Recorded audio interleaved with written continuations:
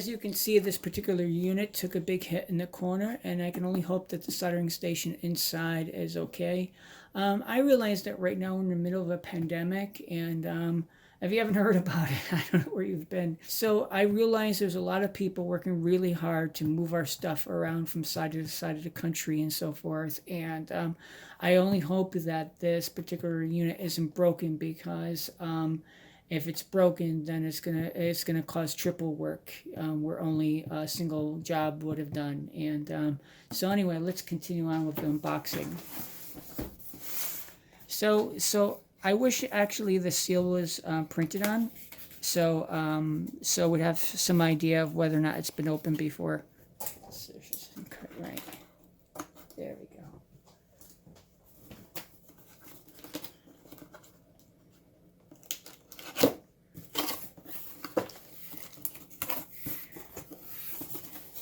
So what do we have in here? We have a manual. And oddly enough, even though this is made in Japan, we have an entire English manual. And I don't know why stuff that's even produced in the United States, why they don't include an English, just an English manual. And so this is nice. I like this, and it saves on paper. And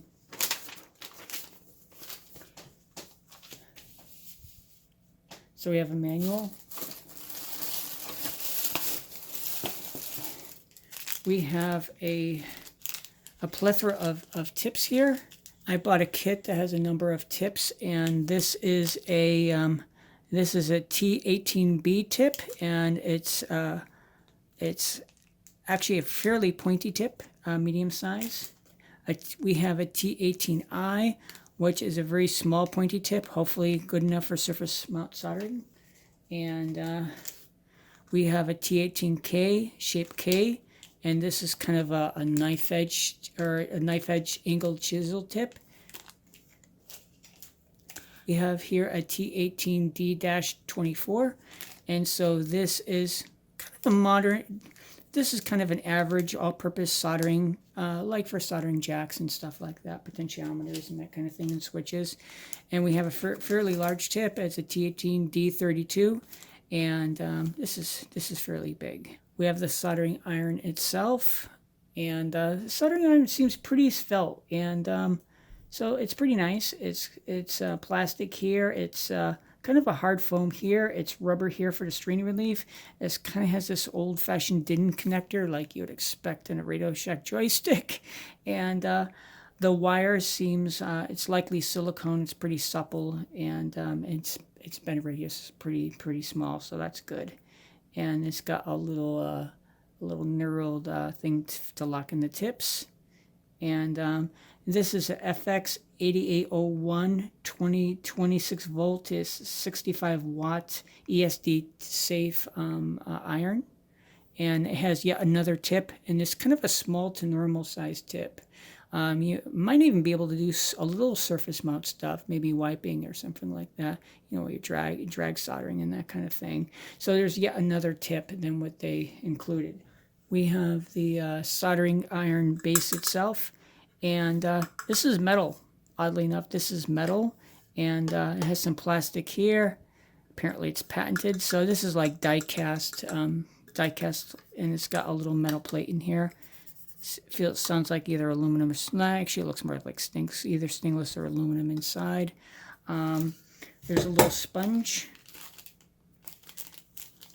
and I'll open that up later. We have a little spiral metal wiper, and we used to call these squiggly things. And apparently it might be brass. And let's see, it says cleaning wire. Hakko actually calls it a cleaning wire, and I'm hoping this is brass, because if it's brass, that means it'll be gentler on the tips, which I think are iron plated. We have the soldering station itself, and it's actually smaller and cuter than you would think it is. I thought it looks like a big, huge thing. It's actually fairly heavy. I would put it at 1 kilogram just for this much. At least 1 kilogram, maybe a little bit more. At first glance, the screen on it is matte. There's no protector over it. It's marked ESD safe. It's got the little DIN plug on it, little clicky buttons and enter, and it's basically smaller than you would think it is. And it's got a nice generous cord on it. This is fairly heavy, and so this is not going to dance around on the table on you. Or if it does, then you're in trouble. But it's smaller with the dimension. So this is the iron holder, and it's made out of metal, which is nice. I like the design of it. I like the colors, and you know, how could you not? And to some people, it might be garish, maybe. But so this is metal. That sounds like that's metal. Let's give it that sounds like metal to me. Oddly, it has some silicone little rings in here. And I don't know if that's to help hold it in there. Has some metal in here, thin metal, and a plastic bottom for some reason. It has a count of 6 feet on the bottom, and I like that. I like that they went through the trouble. These look like grounding symbols, and I don't know if you pinch a wire in here or attach a clip or what have you, but there are little grounding symbols. It looks like grounding symbols in there. They liked this so much they patented it. And since there's so many knockoffs, maybe it's a good thing. We included this little wire. We used to call these squiggling things. And but it's just like a metal turning and stuff that was crazy long. And so it's soft enough. I think this is brass. It's not magnetic. I like the idea of it being brass because it'll be gentler to the plating on the iron, which I think is iron plating, oddly enough. Anyway, I think generally what you do is just kind of coerce this in here. I don't generally use these, but maybe it would be handy sometime. There, it's nice and situated. They also include this little sponge. It's the official A1559 cleaning sponge. This is made in China, unfortunately. And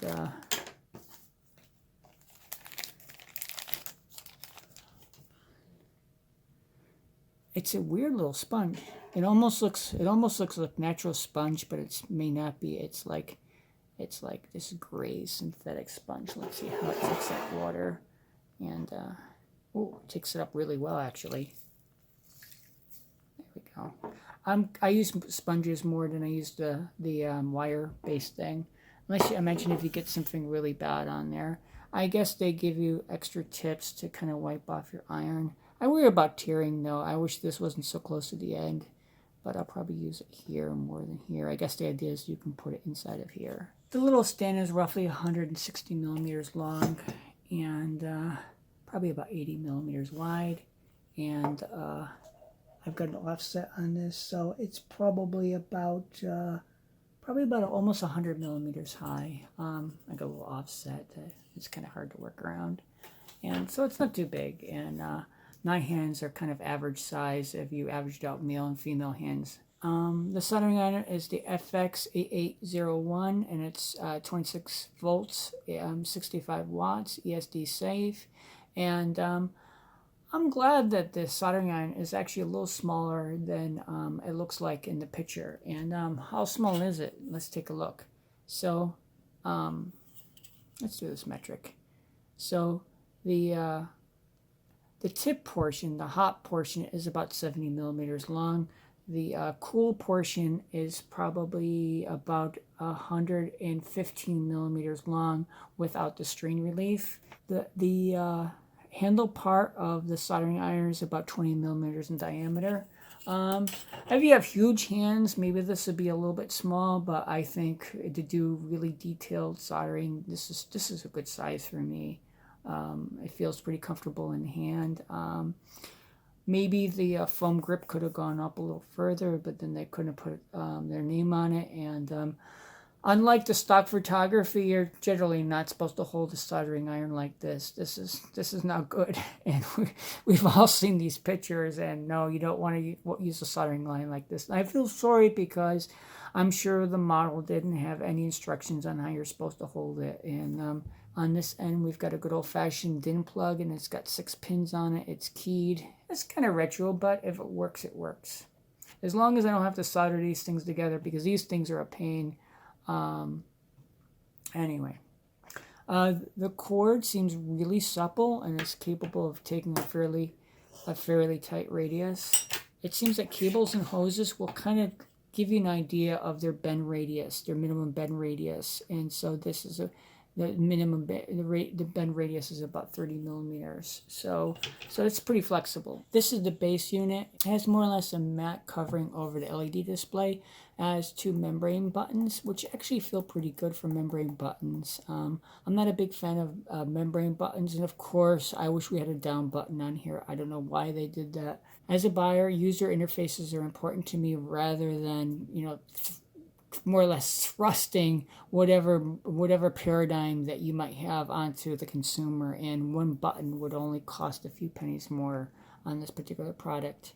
And this is supposed to be ESD safe or static safe, and the side is unremarkable, kind of wedge shaped. It's got a couple little vents in the top. Their branding.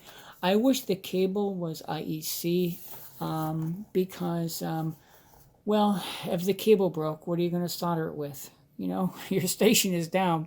So I wish, this is actually interesting that the designer actually has his name in the bottom. And I design things here and there as a hobby, and I find that interesting. And the design is very handsome. And if it were bigger, then it wouldn't have the same effect on me. It has a nice rocker switch on the side, and it's heavier than you likely think it is. The base station is roughly 95 millimeters wide. It's roughly 115 millimeters deep. It's a hard measurement with this ruler. It's roughly 120 millimeters high. So it's not going to take up a lot of room on your desk. It's not going anywhere anyhow. It's pretty heavy. It's like a little brick, and it definitely doesn't feel like a piece of junk. The case is plastic, but it feels thick enough. And the other part is metal. I believe the power cord is PVC. So I'm going to plug in the DIN plug for the soldering iron. And it seems to go in there pretty firmly. And I wish it were latching, but that's the nature of a DIN plug. I wonder if they use this particular plug kind of because of the way it looks. The iron in the stand, you can kind of just throw it in there. I don't know what these little silicone things are for. I can't say if they contact anything at all. And so it's interesting. But this is one of those things you could just chuck this in here. This old Weller 921Z soldering station, I've been using this for years, and the tip is really old on it, and it's oddly enough, the only problem I've ever had with this is that this thing sometimes loosens from thermocycling. But this is a good soldering station. I do like this form factor better than this, because like if you have to move this somewhere while you're working, this one-piece thing is handier than this two-piece thing. But maybe you could stack this up on here, and of course the designers would hate me for this, but I do like this one-piece design a little bit better. I don't know why you would want to break these up, and this is a very attractive, visually this is a very attractive design. The graphics are wonderful and stuff, but I want this in this kind of form factor. That said, I like this better than this thing. The hole in there is just too small, and this thing just drops in there. You could throw this, from a fair distance, and this you got to be careful with it. And I think I've kind of knocked this out, and these have like a spring for some reason, and they have a little ceramic thing here. And if they had this one that was modernized, especially the one-piece design, I would have likely bought it over the Hakko. That stated I hope to get a Hakko, a vacuum soldering gun, and it'd be nice to have kind of a set. And anyway, so let's fire this up, and there's a switch on the side. I hope that's in Fahrenheit, because 700 degrees centigrade would be quite hot.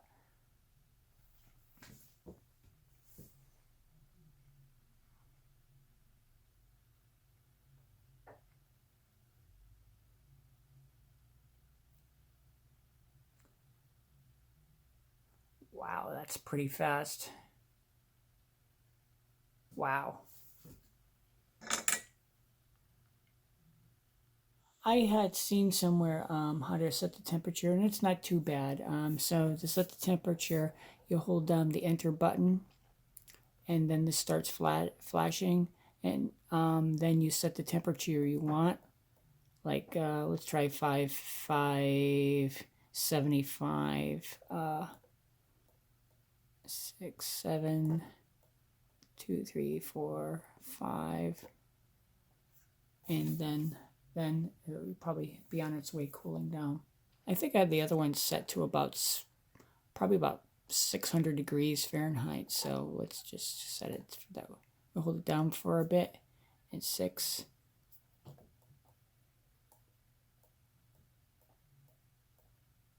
There.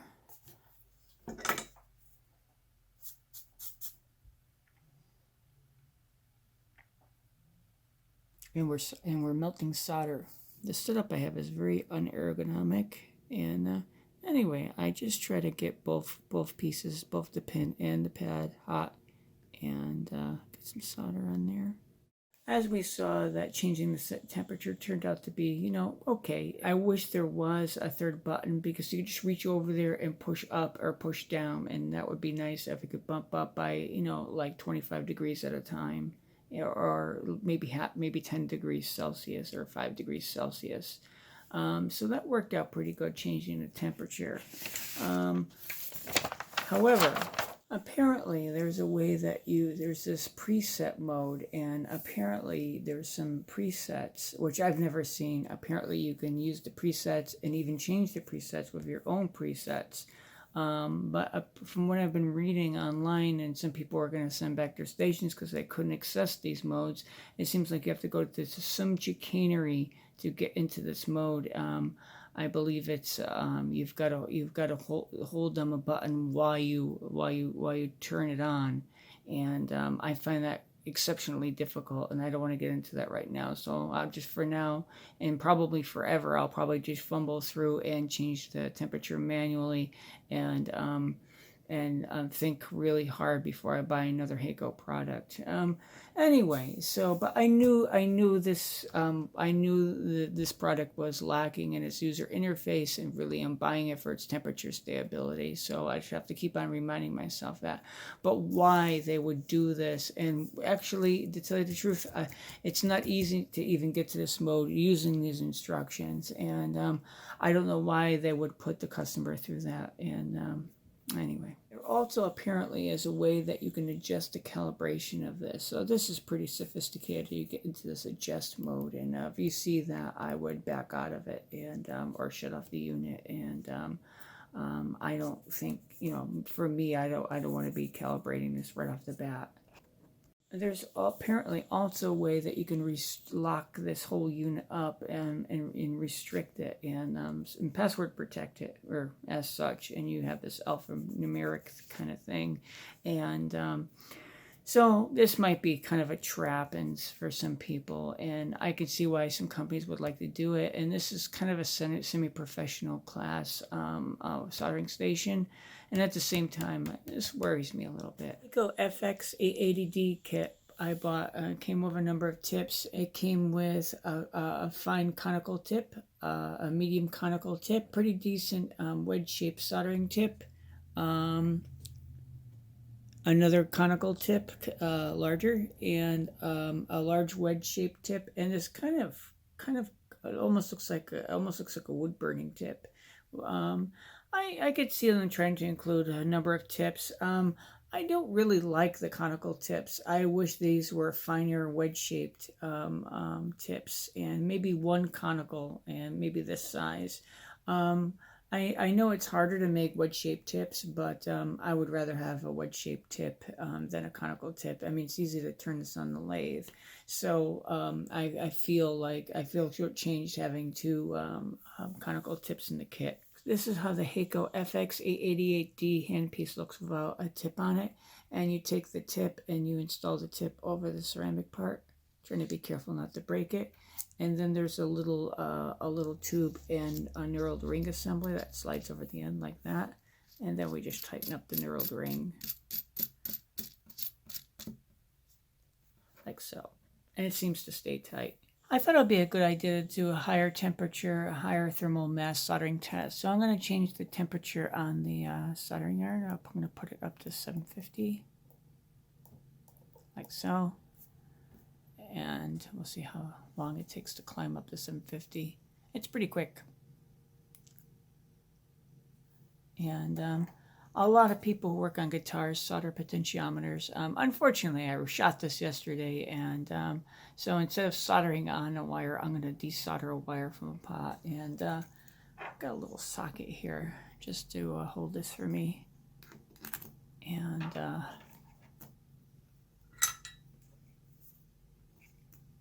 let's see. Actually, let's clean this first. It does take a few seconds to heat this up, like so. So obviously, if that's about how long it would take to heat it up to solder it. Could use a little more flux, but you get the point. So it seems to handle this pretty well. This is one of those little tiny things, and I wish they made the sponge fit a little bit better. Yeah, I wish it was a little bit bigger. You know, they could test this a little more and figure out what's optimal. And I don't know why, but they put 2 slits in here, and as if you're going to take the tip and jam it in there. And maybe some people would do that, but I tend to just take the iron and kind of twist it, kind of roll it as I'm pulling it to clean it off, and that way I don't have to think about it. I don't have to sit there and align something carefully. There's also 2 little breakout things here for the foam, and it's like it's almost like they wanted the sponge just to disintegrate. And as my little bit of revenge, I guess I would just get a little piece of cellulose sponge and just cut it out for this. And but this is nice sponge material. It's a shame they cut it up, and they went well out of their way to cut it up, and I don't quite understand that. What do I think of the Hakko FX-888D Soldering Station? Well, with one reservation, I like it. And that one reservation is I really want one more button on here for the temperature.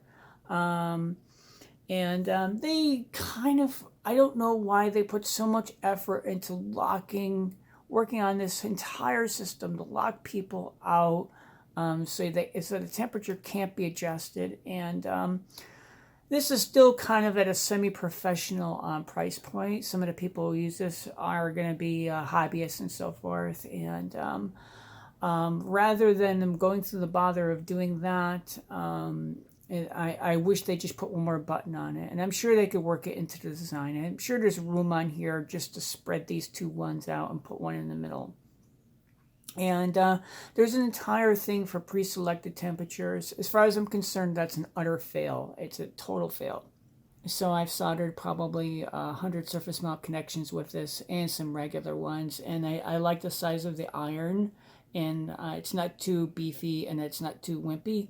The stand is good, and for those people who like this little squiggly thing, they'll like that. I like that it's contained away from me because I don't usually use it. And this sponge, I don't know why they cut it up. And they cut it up in so many different ways, and it could be a little bit bigger, so that's a negative. The tip assortment was decent, but not good. There's 2 tips in here I'll probably use often, and the rest of them not so much. The base unit itself, I don't love dim plugs, but I guess it's okay. It's a kind of a style thing, and I find them a little old-fashioned for a lot of things. I still want one more control on here. This thing comes up to temperature so fast, and it's just been so steady. I like there's a physical power switch right here on the side. I'm glad it's not on the back or anything. Maybe if it were on the front, that would be nice too. But overall, I like the rest of the soldering so much. I'm willing to put up with the controls on it, and it's made pretty well too. And the tip system works out pretty good. I found that it was easy to switch tips, and I'm also noticing that this stays, fairly cool here. That's a little warm here. It's not uncomfortable or anything, but you wouldn't want to grab it here, or what's worse, grab it like that piece of stock photography, like they did. Anyway, overall, I think this is my own purchase, and overall, I think it was a good purchase, and I hope to have this for a couple of years at least. Anyway, please subscribe and watch some videos. Maybe I'll get monetized. Thank you very much. Bye-bye.